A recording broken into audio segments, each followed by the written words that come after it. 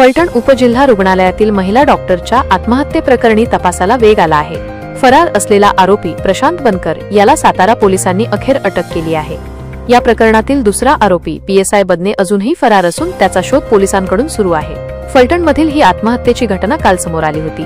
मृत डॉक्टर महिलेने फलटण शहरातील एका हॉटेलमध्ये गळफास घेऊन आत्महत्या केली होती। या प्रकरणाने संपूर्ण सातारा जिल्हा हादरला होता।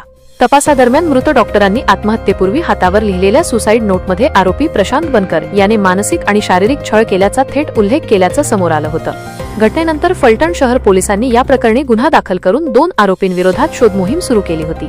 सातारा LCB आणि फलटण पोलिसांच्या 2 पथकांना तपासासाठी रवाना करण्यात आलं होतं। त्यानंतर आज अखेर प्रशांत बनकर याला पोलिसांनी बेड्या ठोकल्या आहेत। या अटकेनंतर संपूर्ण प्रकरणाचा तपास निर्णायक टप्प्यावर पोहोचला आहे। दरम्यान आत्महत्येच्या दिवशी मृत डॉक्टरांनी हॉटेलमध्ये सायंकाळी 7च्या सुमारास रूम घेतली होती। त्या एकट्याच आत गेल्या होत्या।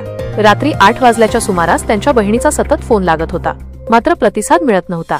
त्यानंतर हॉटेलच्या कर्मचाऱ्यांनी दरवाजा उघडल्यावर डॉक्टर गळफास घेतलेल्या अवस्थेत आढळल्या। पोलिसांनी घटनास्थळावरून सुसाईड नोट, मोबाईल आणि इतर पुरावे जप्त केले होते। तपासादरम्यान प्रशांत बनकर याने मृत डॉक्टरांशी सतत संपर्क साधला असल्याचे कॉल रेकॉर्ड्समधून उघड झाले होते। त्याने सर्वाधिक कॉल्स आणि व्हॉट्सअॅप चॅटिंग मृत डॉक्टरांशी केल्याचं समोर आलं होतं। यातील काही चॅट्स डिलीट करण्यात आले होते, मात्र पोलिसांनी फॉरेन्सिक तपासाद्वारे ते चॅट पुन्हा प्राप्त करण्याची प्रक्रिया सुरू केली होती। या प्रकरणानंतर फलटणमध्ये मोठा राजकीय तणाव निर्माण झाला होता।